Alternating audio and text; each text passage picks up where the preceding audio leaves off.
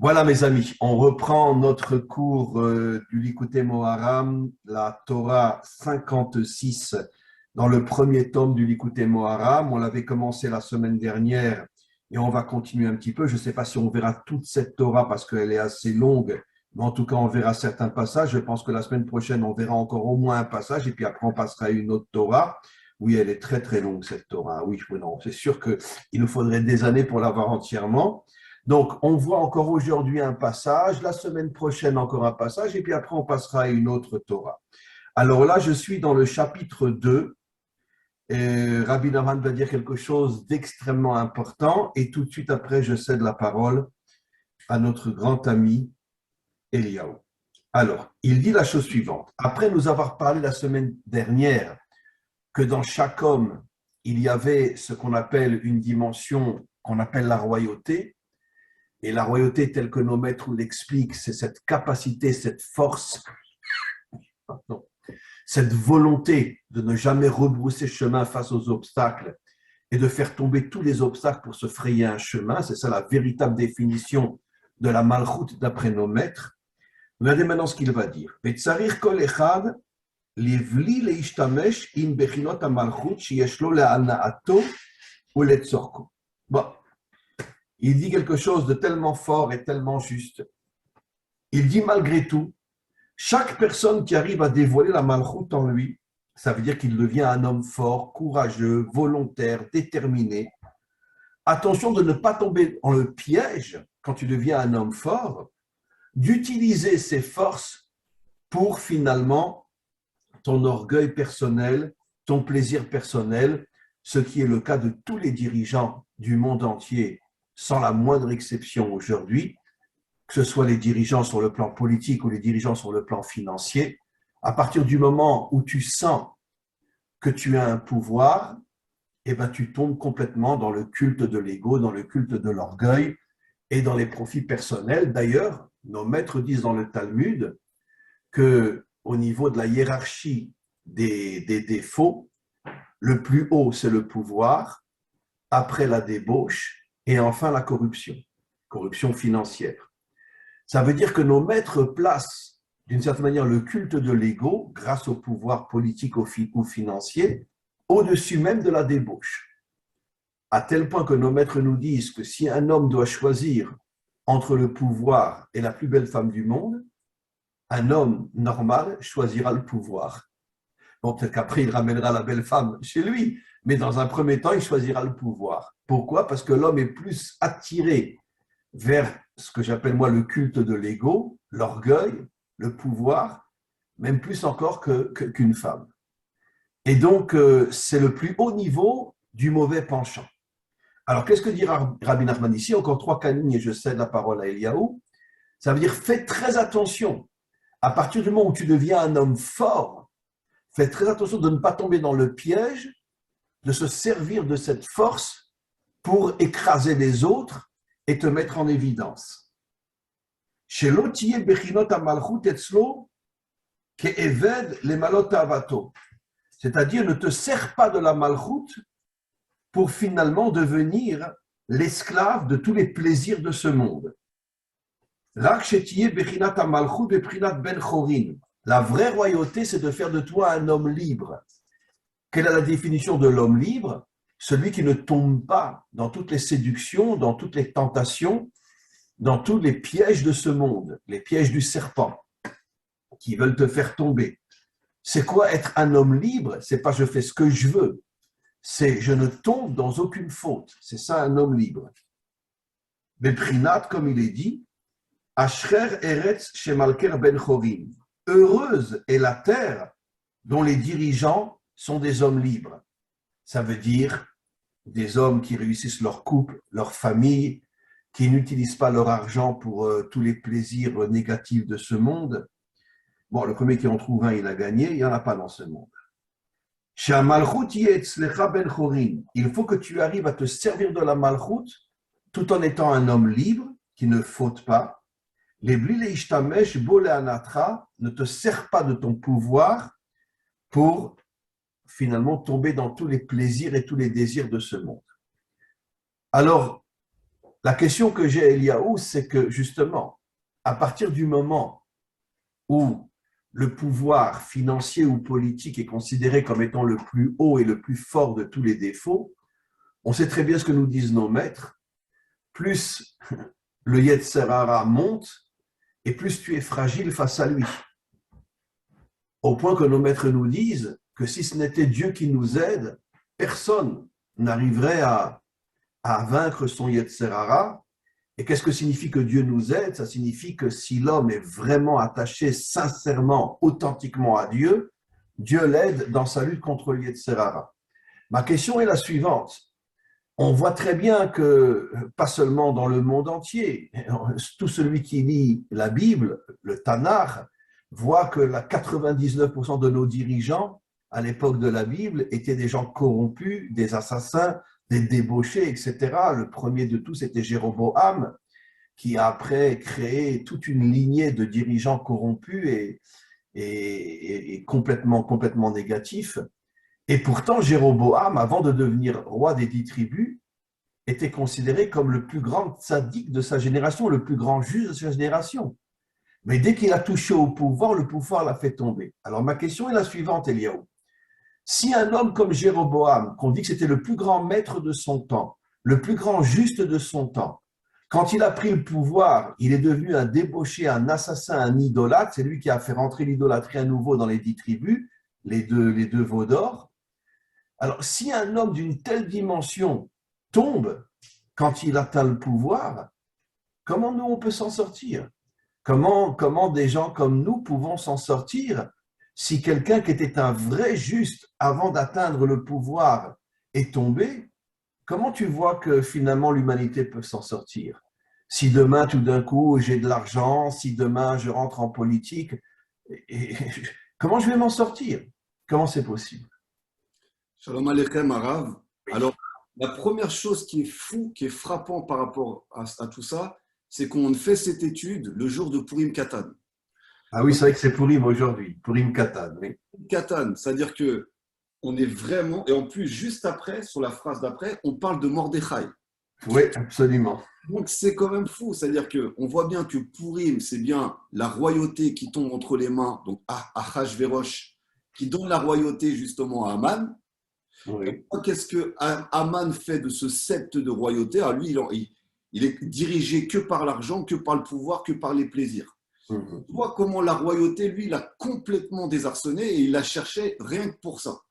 Et on voit en face de lui Mordechai, qui est la tribu de Binyamin, qui lui, même quand il n'a pas le pouvoir, et c'est ça qui est magnifique, même quand il n'a pas le pouvoir, il reste digne comme un roi. Et ça, c'est magnifique. Parce que ça prouve qu'un Et homme. oui, c'est le seul qui a eu le courage de s'opposer à Haman et de risquer sa vie. À chaque seconde, il était censé mourir, puisqu'il ne se prosternait pas devant Haman. C'est ça qui est beau, parce qu'il n'a pas le pouvoir, Mordechai. Mhm. Mais il reste digne, comme s'il est déjà un roi. Et ça, pour moi, pour répondre à votre question, c'est le signe que si un homme, quand il a rien et qu'il est au plus bas, il reste digne et se comporte de manière royale, quand il aura le pouvoir, il ne changera pas. Alors que Haman, on voit qu'il change. Je rebondis sur ce que tu dis, qui est vraiment une réponse fabuleuse. Merci beaucoup. Tu viens de dire la chose suivante.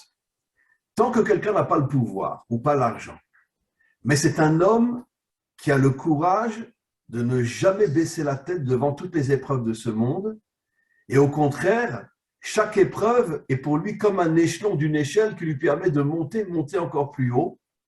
C'est-à-dire qu'il comprend que toutes les difficultés de ce monde sont pour faire de lui un véritable guerrier. Tu as dit que même si un jour il a l'argent ou le pouvoir, il ne tombera pas. Non. Parce qu'il a fait naître la vraie royauté en lui avant de devenir officiellement un dirigeant, financier ou politique. Il a fait naître la vraie royauté en lui et cette royauté ne le quittera plus et il ne tombera pas dans tous les pièges. Je veux juste, pour renforcer ce que tu dis, ben c'est exactement Yosef. Pourquoi Yosef, pendant 80 années, dirige le pays le plus corrompu de la terre, il ne tombe pas? Entre autres, disent nos maîtres, parce qu'il avait passé 12 ans avant en prison, dans des conditions atroces, C'était un jeune homme extrêmement beau. Tous les prisonniers lui couraient derrière pour le violer. Il est arrivé à s'en sortir pendant 12 ans. Il a vécu une atrocité inimaginable. Ça veut dire qu'il a eu le courage de se battre contre le Satan et il a créé la royauté en lui. Et quand il est devenu un vrai roi, il n'a pu tomber. Tu viens de dire quelque chose de fabuleux. Répète-le encore une fois. Et une chose que j'aimerais bien compléter dessus, c'est que la plupart de l'humanité se veut absolument avoir, acquérir. On veut avoir des biens, on veut avoir de l'argent, on veut avoir du pouvoir. Mais tout ça, c'est extérieur à l'être humain. Alors qu'un homme qui passe son temps à travailler sur son être intérieur, vous l'avez dit tout à l'heure, c'est ça qui fait de lui un roi. Parce qu'il a besoin de rien. Qu'il ait de l'argent ou pas, il sera le même. Qu'il ait du pouvoir ou pas, il sera le même. Ça ne changera rien à sa vie parce qu'il a passé sa vie à être. Et on sait très bien que tous ces outils qu'on a aujourd'hui dans ce monde, quand on apparaît dans ce monde-là, sont des outils, mais au final, on n'amènera rien de tout ça. Donc le vrai pouvoir, c'est ce qu'on a à l'intérieur de nous-mêmes, c'est l'être qu'on est à l'intérieur de nous-mêmes. Ça, pour moi, c'est la vraie malroute. Et on le voit aussi, vous avez cité Yosef, on le voit aussi avec David. David, c'est pareil, il était un petit berger, il est resté simple du début à la fin, et quand il a eu le pouvoir, ça ne lui a pas tourné la tête. Parce qu'il avait mené de grands combats avant contre Goliath, qu'aucun des soldats de l'armée de Shaoul osait affronter Goliath. Après, il a été nommé officier dans l'armée de Shaoul avant de devenir roi et il s'est battu contre des situations inimaginables. Ça veut dire qu'il a construit la vraie royauté en lui, elle ne l'a plus quitté, elle l'a protégé. Et c'est ça que des hommes comme Haman craignent. Parce que Haman, lui, se construit que sur l'avoir, le pouvoir extérieur. Bien sûr. Quand il voit un Mordechai, et Mordechai, on sait qu'il y a un passage où il lève sa chaussure et il montre à Haman, il dit, moi je sais qui tu es. Et ça, c'est-à-dire qu'en gros, tu n'es qu'un homme. Si demain je t'enlève tous tes avantages, tu n'es qu'une poussière. Alors que moi, je sais que je suis une poussière. Je n'ai pas besoin de tomber en bas ou d'aller en haut du sommet parce que je sais que je suis qu'une poussière. Donc, la seule chose qui peut me traverser, c'est Akadosh Baruch Hu. Alors que toi, tu n'es pas avec Hachem parce que tu as besoin de l'argent, tu as besoin du pouvoir, tu as besoin de ça pour exister dans ce monde. Ce que tu dis est extraordinaire. On a oublié de citer un exemple fabuleux, Moshe. Moshe, avant de devenir le dirigeant d'Israël, a passé sa vie à se battre pour libérer les opprimés. Il a passé 60 ans en Afrique, à côté des esclaves africains, pour les libérer des dictateurs qui les transformaient en esclaves. Et après, il s'est battu contre Pharaon. Ça veut dire que qu'est-ce qu'on comprend de là, Eliaou? On comprend de là quelque chose d'extraordinaire. Un homme qui n'est pas un combattant, avant de devenir un dirigeant, un homme qui n'est pas un combattant, s'il, après, par le biais de l'argent ou du pouvoir, il atteint le summum, c'est sûr qu'il tombera. Mais si quelqu'un est un combattant dans le sens positif du terme, je ne parle pas d'un combattant pour faire du mal aux autres, mais un combattant qui se bat contre les ennemis de son peuple ou ses propres ennemis, et il se bat pour se défendre, il fait naître la vraie royauté en lui et il ne tombera plus jamais. Et c'est pour ça qu'on dit que Moshe était le plus humble de tous les hommes. Comment un homme qui a un tel pouvoir peut être le plus humble de tous les hommes? Parce qu'il s'est battu pendant 80 années avant de devenir le dirigeant d'Israël. Alors, il y a trois choses par rapport à ce que vous dites qui est très fort. Moshe a commencé à grimper vis-à-vis d'Hachem au moment où il a tout abandonné. C'est-à-dire, il a dit, je quitte l'Égypte, je quitte ce pouvoir corrompu. Et c'est là qu'il a commencé à faire naître en lui déjà la vraie malroute. Maintenant, le deuxième point, c'est que Esav aussi était un grand combattant. Et malheureusement, lui, c'est un grand combattant, mais une fois qu'il a eu le pouvoir, ça lui a complètement tourné la tête. Caïn aussi, c'était un grand combattant. Oui, mais la différence, c'est qu'eux combattaient justement pour dominer les autres. Voilà. Pas pour se protéger ou protéger les autres. Eux combattaient justement pour détruire les autres. Pour leur plaisir, pour le pouvoir. Exactement. C'est ça la différence. Donc, ça rejoint au final que les hommes qui se battent, et on reprend le texte de Rabbi Nachman, les hommes qui se battent pour rester libres, les hommes de liberté, et surtout pour libérer l'intériorité des autres, eux ont la capacité d'avoir la malroute. Par contre, ceux qui se battent pour dominer les autres n'ont pas Hachem avec eux. Et on le voit avec Shaoul. Shaoul, il a commencé à vouloir garder le pouvoir pour lui. Il lui a glissé entre les mains et c'est David. David, c'était un petit berger qui pensait qu'à ses moutons et à ramener chacune de ses brebis et à se battre contre des lions pour pas que ses brebis soient touchées. Il a reçu la malchoute. Vous l'avez dit avec Moshe. Moshe se battait pour l'Éthiopie. Il se battait, il se battait pour le Ham Israël. Il s'est battu pour les autres, pas pour lui-même. Donc, il a chassé l'orgueil de lui-même. Il a réussi à vaincre et à avoir la malchoute. Mordechai, c'est pareil. La tribu de Binyamin, c'est des loups. Des loups, c'est-à-dire que c'est des vrais combattants. La tribu de Binyamin, c'est des combattants. Ils ont le totem du loup sur eux. C'est-à-dire que c'est une tribu qui est très agressive, comme les Lévi'im, comme beaucoup. C'est une tribu agressive. Quand il y a un combat, ils sont les premiers à être au combat. La tribu de Gad, c'est la même chose. C'est les premiers à être au combat. Mais ils ne le font pas pour eux. Alors que les dirigeants de l'époque de Mordechai, eh ben, pour se sauver la peau, même les dirigeants religieux, entre guillemets, disaient on s'écrase devant Aman pour avoir la vie sauve. Il traitaient Mordechai de fou. Qu'est-ce que tu fais? Tu peux faire tuer. Et c'est le seul, même de tous les religieux qu'il y avait dans son temps, qui ne se prosternait pas devant Aman. Les autres disaient au contraire, il faut se prosterner devant Aman pour ne pas mourir. Alors c'est là qu'on peut avoir la vraie simcha du mois d'Adar. Ça veut dire que peu importe qu'on ait ou qu'on n'ait pas, qu'on ait de l'argent, qu'on n'en ait pas, qu'on ait des biens, qu'on n'en ait pas, à partir du moment qu'on a compris qu'on est venu dans ce monde pour construire son être, peu importe qu'on passe par la pauvreté ou par l'argent, les deux épreuves, parce que ces deux épreuves sont faites pour construire notre être intérieur. Donc on s'en fout, on peut être que heureux de ce qui se passe, puisqu'on sait que le programme qui a été fait par le maître du monde, il est fait pour nous rendre construits intérieurement et faire de nous des rois. Tu sais il y a eu un grand maître qui s'appelait Rabbi Yehuda Hanassi. Nos maîtres disent dans le Talmud qu'il était aussi riche que le César de Rome. Et juste avant de mourir, il a levé son petit doigt et il a dit devant Hachem et devant tous les élèves qui étaient là, quelques minutes avant de mourir, maître du monde. Et le dire avant de mourir, il sait très bien que s'il se retrouve de l'autre côté, il va prendre une claque s'il ment. Il dit maître du monde, de toute ma vie, avec toute la richesse que j'avais, je n'ai jamais profité de ce monde, même pas avec mon petit doigt. C'est-à-dire que tous les millions qu'il avait, il les a donnés pour justement construire une ville où il a rassemblé tous les maîtres d'Israël pour écrire la Mishnah. Ça veut dire qu'il n'a jamais profité lui-même de son argent. Alors qu'il était aussi riche, disent nos maîtres, que le César de Rome. Ça veut dire qu'encore une fois, comme tu l'as dit, les deux plus grandes épreuves de l'homme, c'est le pouvoir et l'argent. Tout le monde tombe, mais ceux qui sont arrivés à être des combattants avant d'atteindre ce type de pouvoir resteront des combattants authentiques pour protéger les autres et pas pour dominer les autres. Et la preuve en est de ce qui se passe aujourd'hui à Rav. Aujourd'hui, il se passe des choses monstrueuses derrière les coulisses du pouvoir. Savoir qu'il y a des réseaux de pédophilie internationaux, donc toutes les élites de ce monde, il y a énormément d'enfants qui disparaissent de ce monde tous les jours. Je crois qu'en France, il y en a plus de 500 000 qui disparaissent par an. On ne sait pas où ils sont. Et personne ne dit rien. C'est-à-dire que les médias ferment leur bouche.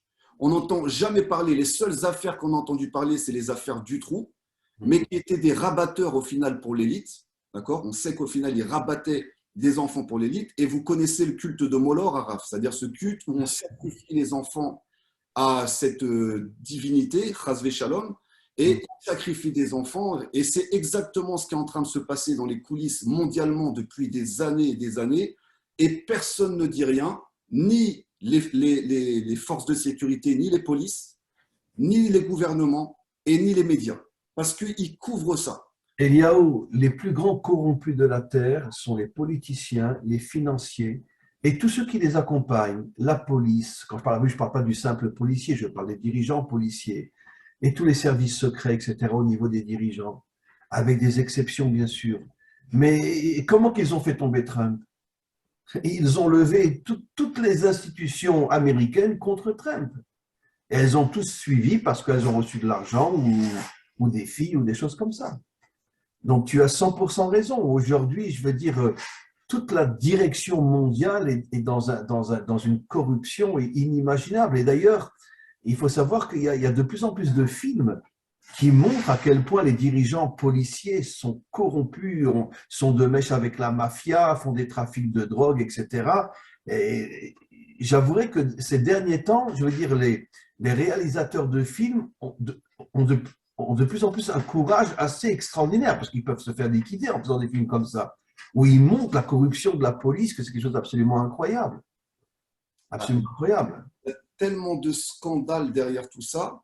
Et on revient justement à ce texte de Rabbeinu qui dit que pour avoir donc la malroute, la royauté, il ne faut pas tomber dans les plaisirs de ce monde. C'est-à-dire la royauté, c'est dénoncer la fausse royauté. D'accord ? C'est-à-dire, je dénonce que le pouvoir qui est en place n'est pas le pouvoir d'Akadosh Baruch Hu, c'est un mensonge. Mais pour ça, pour pouvoir le dénoncer, pour pouvoir le combattre, il faut être incorruptible. Et on voit que, par exemple, pour ce scandale qu'il y a eu international sur le corona et sur les vaccins, les médecins sont payés. Il faut savoir que chaque fois qu'ils vaccinent des gens, ils sont payés pour la vaccination. Évidemment. Donc, ils touchent des milliers et des milliers et des milliers d'euros sur la vaccination. Les médias, c'est la même chose. Les gouvernements payent les médias. C'est-à-dire que quand il y a un président qui vient en place, il ouvre une bourse extraordinaire aux médias. Donc, quand ton président, il a détourné des millions pour payer les médias, quand le président dit quelque chose, on fait en sorte d'aller dans ce sens-là. Ça crée Et pareil dans la police, il y a plein de policiers qui sont rentrés pour la justice et pour le droit. Mais en haut de ce qui se passe, il y a une justice à deux vitesses. Et derrière tout ça, je vous parle des scandales de ces enfants qui disparaissent, il y en a encore plein d'autres derrière. Et où elle est la justice ? Sans compter tous les réseaux de prostitution, pas forcément des enfants, mais même des jeunes filles ou des jeunes femmes qui sont kidnappées. En Amérique du Sud, on le sait, je veux dire, l'un des plus grands réseaux de trafic qui existe, plus fort encore que la drogue, c'est la prostitution, où ils capturent des femmes dans la rue, etc. Et après, ils les droguent et ils les transforment en prostituées. Alors ça aussi, c'est l'esclavage humain. Ça aussi, c'est la marchandise esclavagiste qu'ils sont en train de faire. C'est ce que Rabbi Nachman dit, que le faux roi devient l'esclave des plaisirs. Il utilise le mot esclave. Et oui, l'esclave des plaisirs. L'esclave des plaisirs. Et donc, les plaisirs sont donc ces forces à haute échelle qui empêchent le monde de se libérer de la clipa. Donc, on ne peut absolument pas avoir la malroute si, malheureusement, et regardez comment on est touché dans toutes les couches arabes. On a des téléphones portables qui sont fabriqués par des enfants esclaves en Asie et dans le reste du monde. Nous, on offre limite ça à nos enfants pendant que les mêmes enfants à l'autre bout du monde sont en train de mourir dans des mines pour récupérer des matériaux pour construire ces portables. Oui. Il y a toute la programmation télévisuelle qui est un projet qu'on appelle MK Ultra, vous renseignerez, vous verrez c'est quoi. C'est de la programmation totale de toute la jeunesse, de toute l'enfance grâce à la télévision, les images subliminales qu'il y a dans la télévision. Mais c'est très grave parce que malheureusement, cette programmation, c'est des gens qui révèrent cette statue-là, MOLOR, je ne prononce pas son nom, pour justement sacrifier les enfants à cette statue-là. Et ils sont en train de programmer toute la génération par la violence, par les jeux vidéo, par le cinéma, les acteurs d'Hollywood. Tous les acteurs d'Hollywood, ils sont sous emprise totale. C'est-à-dire que pour percer et arriver à ce niveau de célébrité, il n'y a aucun qui peut gravir la célébrité s'il ne rentre pas dans ce projet de programmation en écoutant exactement ce que les élites veulent d'eux au niveau d'Hollywood et de plus loin. C'est-à-dire que tout ce mensonge qui cache derrière des tortures sur les enfants, des massacres sur les enfants, des choses qui sont horribles, l'humanité entière aujourd'hui, vu qu'elle est programmée depuis l'enfance, cautionne ça. Personne n'en parle. Personne. On va parler d'un type qui a volé 500 €, on va le mettre en prison, mais un type qui vole des centaines d'enfants pour les donner après à toutes les élites qui vont s'amuser avec eux, ça, personne n'en parle. Exactement. Et les policiers, dans la majorité, par exemple, ils vont aller courir après ces petits bandits, entre guillemets, et en laissant s'échapper cette élite qui continue à massacrer l'humanité de manière permise. Donc, c'est ce que pour moi, ce que c'est la malroute, c'est quand chaque être humain conscient et solide aura le courage et le cran, déjà d'une, de dire stop, d'arrêter de cautionner toutes ces choses-là. Et là, on pourra avoir l'armée du Meler HaMashiach, c'est-à-dire qu'il ne faut pas attendre que ce soit un gouvernement qui crée cette armée, ni un pays, ni une nation. Ça va être des êtres humains partout dans le monde qui vont se dire ça suffit. On ne peut plus laisser ces massacres. Parce que tant que nous, on n'est pas touchés, ça se cache derrière les coulisses, derrière les rideaux. Mais les massacres, les trafics d'organes, tout ce qui se passe dans le monde, on ne peut pas laisser faire ça comme ça. Alors qu'on est constamment en train de pointer du doigt, comme vous dites, par exemple en France, c'est les jeunes des cités, les jeunes issus de l'immigration qui vont vendre un peu de marijuana en bas du hall. Oui, ok, c'est pas bien. Mais comparé à ce qui se passe dans le monde, c'est vraiment de la diversion. Bien sûr. C'est une diversion. On se sert des petits malfaiteurs pour fixer toute l'attention sur eux pour que personne ne s'occupe des grands malfaiteurs qui sont tous les dirigeants de ce monde. Exactement, mais ça va loin, Rav, ça va très très loin. Donc la malchoute qu'on doit retrouver et les Mordechai de notre génération, c'est ces hommes et ces femmes, et il y en a qui se battent, qui n'ont pas peur de dénoncer, qui ne baissent pas la tête devant Aman, qui ne baissent pas la tête donc devant l'argent, devant le pouvoir et devant la bêtise. Parce que comme il disait Coluche, c'est pas parce qu'ils sont nombreux, c'est pas parce qu'ils sont nombreux à avoir tort qu'ils ont raison. C'est ce qu'il disait Coluche. Ça veut pas dire, c'est pas parce que la majorité est programmée que malheureusement ils ont raison. C'est pour ça qu'ils l'ont assassiné, parce que c'était un homme extraordinaire. Mais voilà, donc les meilleurs partent en premier, hein. C'est un bon signe. Ça veut dire que quand on se fait assassiner et qu'on disparaît et qu'il se passe quelque chose, bah c'est bien, ça veut dire qu'on fait avancer la Géoula. Alors, on va lire encore 2-3 lignes, justement, parce que c'est dommage de ne pas parler de Mordechai, puisque le chapitre d'après parle de Mordechai. Vezé Bechinat Mordechai. Mordechai est l'exemple modèle d'un homme qui a le pouvoir, mais qui ne tombe pas dans le culte de l'orgueil et de l'ego. Parce que le mot Mordechai signifie Mar Dror. Mar Dror, ça veut dire, Dror c'est la liberté, Mar, on peut le dire, ce sont les épreuves de ce monde. Pour être un homme qui atteint la liberté, la vraie liberté, ça veut dire que tu ne tombes pas dans tous les pièges et les mensonges de ce monde, tu dois traverser des épreuves dures. Parce que si tu veux être un homme qui profite de ce monde, il n'y a aucune chance que tu ne deviennes pas un esclave du système. Mordechai a eu le courage de s'opposer à Haman. Il savait qu'à chaque seconde, il risquait sa vie, mais c'est comme ça qu'il a atteint la liberté. Ça veut dire la liberté dans le sens qu'il est au-dessus de toutes les tentations de ce monde. On continue. Shamarout, c'est quoi les difficultés de ce monde? Aïnou Malchut, c'est la vraie Malchut. Comme on l'a expliqué, comme le 19, c'est quoi la Malchut? Je défonce tous les obstacles et je ne rebrousse jamais chemin. Donc, défoncer un obstacle, c'est forcément être dans une situation difficile et pénible. Parce que ce n'est pas stam, je fais tomber l'obstacle. Il faut comprendre ce que ça veut dire. J'ai des obstacles devant moi, j'ai des dangers devant moi, je ne rebrousse pas chemin, je rentre dans le danger et je le démolis. Et donc, c'est pour ça que la malchoute est appelée mar, mar qui veut dire amertume. D'ailleurs, c'est en français amertume, mar, marout.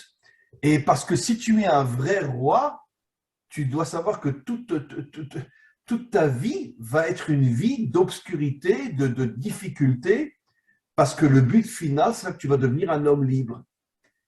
Yesh la dror. Quand un homme a la vraie malchoute, il obtient la vraie liberté. Chérout, la liberté. Dror, ça veut dire chérout, liberté.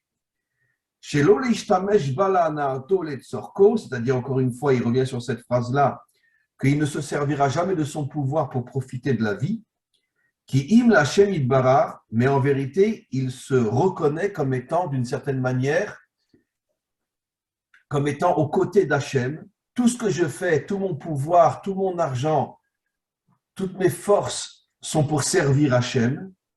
Beprinot, comme il est dit, Ve'aïta l'Hachem amelucha. Le vrai roi, c'est Hachem. Nous ne sommes que des outils entre ses mains. Une phrase encore et j'ai arrêté. Daïnou l'ishtamesh ima malchut l'avodat Hashem itbarach. Tu dois te servir de la malchut, c'est-à-dire de toutes les forces qui sont en toi, pour justement dévoiler que le vrai et unique et seul vrai roi sur terre, c'est Hachem. Alors, Donc, qu'est-ce que Rabbi Nachman nous dit ici? Que finalement, si quelqu'un n'est pas d'une manière la plus authentique possible connecté de toutes ses forces à Hachem, c'est une autre manière de nous dire que c'est sûr que s'il a le pouvoir, il tombera complètement. Tu dois être vraiment connecté à Hachem. Moshe, David et quelques autres encore qui avaient une connexion inimaginable avec Hachem. Et c'est pour ça que quand ils ont eu le pouvoir, ils ne sont pas tombés. On est obligé de s'adapter à notre génération arabe. Parce que regardez, on voit qu'il y a une tension entre la Russie et l'Ukraine. Oui. On est en train d'étudier Rabbi Nachman. Il faut savoir que le tombeau de Rabbi Nachman est en Ukraine. Est en Ukraine, à Ouman. Oui. On sait que, comme Yosef Hatzadik, tant que Yosef était enterré en Égypte, il empêchait toutes les forces contraires de sortir d'Égypte et de continuer à dominer le monde. Il est là comme un tampon. On voit que Rabbi Nachman, qui est quand même le tzaddik de la génération, a été enterré à Ouman. C'est là où il y a le centre de toute la Touma mondiale. Et on voit bien que ça commence à bouger autour de l'Ukraine et de la Russie. Il faut savoir qu'aujourd'hui, tout l'argent commence à être dématérialisé. Donc, c'est fini de cacher de l'argent sous le matelas, d'avoir des dents en or. Tout l'argent va rentrer dans le système informatique. Et du jour au lendemain, quand on perd nos petits téléphones aujourd'hui, eh ben, on est complètement perdu parce que nos codes bancaires sont dessus. Tout est dessus. Je confirme juste ce que tu dis. Sache qu'il y a à peu près jusqu'à quelques mois, quelqu'un qui changeait une grosse somme d'argent en Israël, il n'était pas, on pourrait dire, inscrit par rapport à l'État. Aujourd'hui, si tu changes de l'argent en Israël, tout de suite, on te connecte à l'État et on fait savoir à l'État que cette personne a changé telle somme, etc. C'est-à-dire, il n'y a plus aucune liberté. Vraiment, il nous transforme en moutons. N'oublions pas qu'en Israël, il y a un scandale qui a explosé récemment, que tous les téléphones israéliens sont sous surveillance de la police en Israël. Alors, évidemment, le scandale a éclaté, mais ils sont en train de couvrir la police en leur expliquant c'est pour rechercher les malfaiteurs et machin, etc. Pourquoi j'ai une tête de malfaiteur? Moi, pourquoi vous écoutez mon téléphone? Vous comprenez? Donc, ils se foutent de nous. Arabe, c'est mondial. Ce n'est pas que les téléphones des Israéliens. Il faut savoir qu'aux États-Unis, il y a des ordinateurs qui écoutent 24 heures sur 24. Toutes les communications mondiales sont enregistrées. Ils peuvent activer vos téléphones même quand ils sont éteints. Donc, on a des agents du KGB à la maison partout. C'est-à-dire que c'est déjà comme ça, on est surveillé par un œil électronique, c'est déjà une réalité. Aujourd'hui, on est tous sous surveillance. Pour l'instant, ce n'est pas actif parce que le dictateur numérique, le iRobot, n'a pas pris le contrôle encore. C'est ce qu'ils sont en train de préparer. Et si la population continue à se soumettre à ces petits plaisirs quotidiens, on risque d'être dans une sacrée dictature. Et celle-là, il va avoir des forces pour pouvoir essayer de la faire tomber. L'ancien Purim, ça va être de la rigolade face au nouveau Purim. Le Haman d'aujourd'hui, ça ne sera pas le même Haman. Non, le Haman d'aujourd'hui, c'est toute la puissance financière et politique dans le monde qui regroupe des milliers de personnes et qui veulent écraser l'humanité tout entière. Alors, on est bon pour dénoncer, on est bon pour dire ce qui se passe. On a moins de solutions à donner et je pense que tout le monde attend des solutions. La solution première que je pourrais donner, à mon avis, je l'ai déjà dit sur le cours de la dernière fois, reprenez votre souveraineté personnelle. Reprenez votre souveraineté, ça veut dire entraînez-vous. Apprenez déjà à vous mouvoir parce que vous ne savez pas ce qui va se passer demain. Vous ne savez pas, par exemple, ceux qui étaient à la veille de 39 ne savaient pas que d'un coup, tous leurs biens allaient être confisqués et ils allaient se retrouver à devoir avoir très peu d'alimentation, très peu d'énergie. Et regardez que le niveau énergétique de la planète descend, les humains sont de plus en plus fatigués. Donc, ils sont en train de faire la même expérience avec plus d'intensité pour faire diminuer l'énergie planétaire pour que… On voit qu'il y a une fatigue qui se répand dans le monde entier, c'est absolument incroyable. Elle vient de quoi? Du J5, de quoi? Des vaccins, de quoi? Elle vient de ce qu'on appelle des égrégores, c'est-à-dire à force de parler du vaccin, du virus, du stress, en fait, ils ont compris qu'en augmentant le taux de stress dans les médias, les informations, et comme on parle tout le temps du Covid, des morts, des guerres, on parle constamment de ça, et ben ça, notre cerveau se focalise là-dessus et ça le diminue. Alors qu'on est dans le mois d'Adar, on doit renforcer sa simra. Des fois, il faut couper les écrans, couper les infos. De toute façon, ce qu'ils disent dans les infos, c'est que du mensonge. Ah, mais c'est que du mensonge, évidemment. Moi, j'écoute plus les informations depuis longtemps. Je sais très bien que c'est comme si je rentrais dans un toilette et que je sentais de la crotte. On n'en saura C'est ça les informations aujourd'hui, c'est de la crotte. On ne sait pas. Donc, on peut lire les enseignements de nos sages, les enseignements de nos maîtres. Il faut absolument, absolument s'entraîner, faire du sport pour avoir justement vidé toute cette toxicité qu'on a à l'intérieur de nous-mêmes. Apprendre à jeûner. Apprenez à passer une demi-journée sans manger, une journée sans manger, 2 jours sans manger, 3 jours sans manger. Allez-y progressivement pour être de moins en moins dépendant de la nourriture et pour vous rendre compte que vous êtes capable de tenir longtemps si jamais il doit se passer quelque chose sans être affaibli. Commencez déjà à préparer cet état d'esprit, même si on a encore peut-être commencer à construire la royauté en nous, la royauté intérieure. Ça veut dire dévoiler toutes les forces qui sont cachées en nous. Exactement. Apprenez déjà ça individuellement. Et quand il faudra qu'on se réunisse de manière collective, on sera fort. Parce qu'individuellement, on sera fort. Et donc, c'est le Mashiach qui va nous réunir de toute façon. Hein. Exactement. Et là, on pourrait être activé pour agir tous ensemble parce que notre souveraineté intérieure, c'est qu'on n'aura pas attendu le sauveur extérieur, on aura cherché un sauveur intérieur qui est en nous, Hachem est en nous. Et quand on va se réveiller, on va être alignés les uns avec les autres, on va recréer ce cercle sacré et de toutes les nations, on va pouvoir agir intelligemment, pas forcément dans la violence, avec sagesse. Et ça, on ne sera pas déstabilisé par toutes les techniques de manipulation et sachez que ça va très très très loin. Renseignez-vous, ils programment nos enfants depuis l'enfance, depuis les premiers dessins animés, ils sont déjà en train de les programmer. Oui, mais de toute façon, dans beaucoup d'écoles aujourd'hui, on commence à enseigner la sexualité à des enfants de 7, 8, 9, 10 ans, hein, y compris en Israël. Ils n'ont peur de rien, quoi.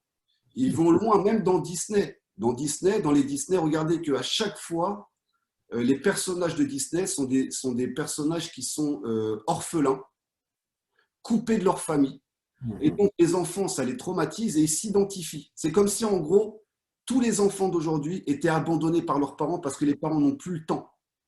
Donc, ils laissent leurs enfants devant la télé et les enfants s'identifient à ces personnages qui sont orphelins et ils sont prêts à être guidés par cette matrice, par ces élites qui sont en train petit à petit de les guider sur un chemin dangereux.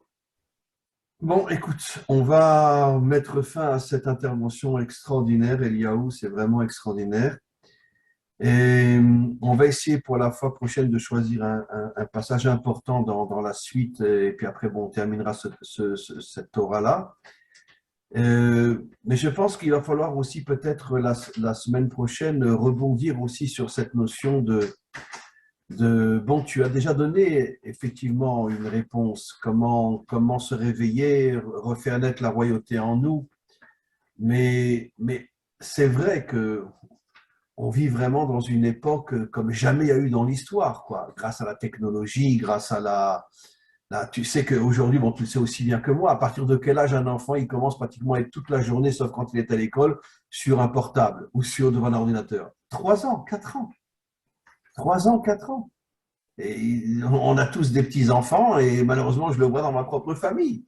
Un gosse de 3 ans, il est sur son portable pour regarder un dessin animé ou autre chose.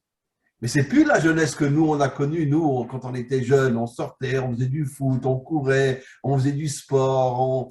On n'avait pas toute cette technologie qui nous maintenait en prison. Comme aujourd'hui, toute la jeunesse est en prison aujourd'hui. Tu rentres dans un restaurant, tu vois souvent une famille, le père, la mère, les enfants, ils sont tous sur leur portable. Alors qu'ils sont au restaurant, profiter, parler les uns avec les autres. Non, ils sont tous sur leur portable. C'est vrai ce que vous dites, et je pense qu'il faudrait aussi que les gens fassent, c'est qu'ils refassent comme à l'époque de Rabbi Akiva, de Rabbi Shimon Bar Yochai, faire des cercles d'études. Étudiez avec les gens autour de vous, prenez des textes, prenez les prophéties, étudiez-les. Réunissez-vous avec les gens que vous connaissez. Commencez à étudier ce qui se passe dans les prophéties, à ce qui se passe dans la Torah. Parce que plus les personnes vont se réunir, échanger, partager, comme vous l'avez dit, pas avec un téléphone devant nous, mais avec un livre de Torah devant nous, et que vous soyez des nations, que vous soyez du peuple hébreu, la Torah, elle est universelle, elle est faite pour l'humanité tout entière. Commencez à échanger, commencez à parler sur la Torah. Tout est écrit dedans. On a tous les codes qui sont dedans pour retrouver ce contact les uns avec les autres. Écoute, Eliaou, on se retrouve la semaine prochaine. Merci énormément.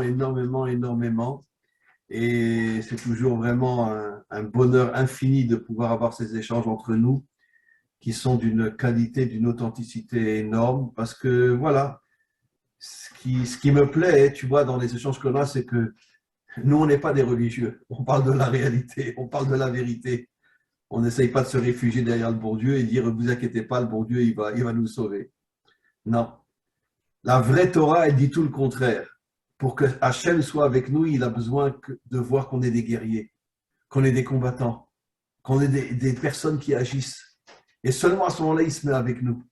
Mais tant qu'on est un petit religieux qui est dans son église ou dans sa synagogue en train de dire Dieu sauve-moi, il n'y a aucune chance que Dieu nous sauve. Parce qu'il ne supporte pas ces gens-là.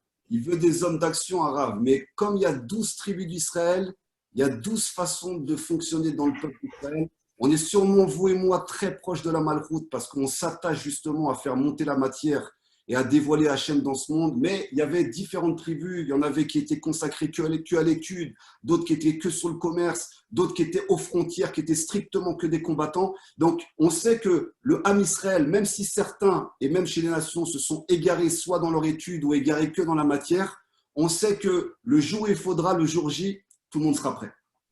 Bon, on termine sur une petite blague, on est Pourim aujourd'hui, enfin le Pourim du premier mois d'Adar. Si tu es le Mashiach, je suis d'accord d'être ton âne. Bon, on va pas se faire. Si vous êtes le Mashiach, moi je suis d'accord d'être le Hamas. Ok, alors on verra qui sera le Mashiach et qui sera l'âne. À bientôt, Eliaou. On se retrouve la semaine prochaine. Merci pour tout et vraiment, c'est à chaque fois un bonheur cet échange entre nous. À bientôt, Eliaou. Au revoir. Euh, voilà. À bientôt, Eliaou. Au revoir.